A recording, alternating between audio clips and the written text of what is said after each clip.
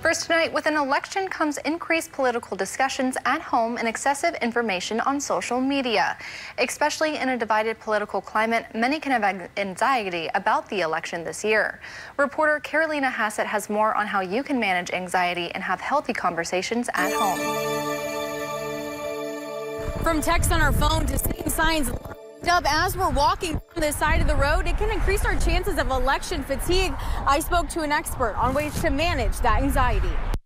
Absolutely not. I've actually had no concern about this election. There is a bit of anxiety going into it. While some residents may have different feelings about the election this year, there's one thing many can agree on. Families are divided, communities are divided. And the intensity of this election. Does this election feel at higher stakes than past elections? Oh, very much higher. From alerts on phones to political signs to nonstop television coverage, the election can cause anxiety for many people. People sense that there's a lot to gain or a lot to lose in this election. There's a lot at risk here. This has a lot to do with added stresses of the current political climate being very divided, as well as nervousness with the election outcome. One view of America versus a totally different view of America, and people are passionate about both. But there are some ways to cope, especially when it comes to families or workplaces that are divided. Some key things you want to keep in mind in a family are civility, respect,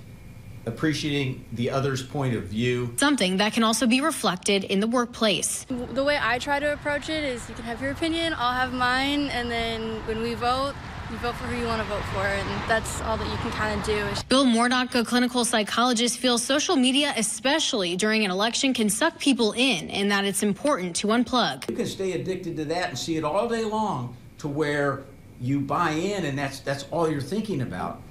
Go do something else. Because at the end of the day, many are going out to vote for one thing. Improvement, just better. Now, Murdoch added that if you do live in a house that is divided, it's important to educate your children on how the voting system works and allow them to develop their own individual opinions. In Springfield, I'm Carolina Hassett. Back to you.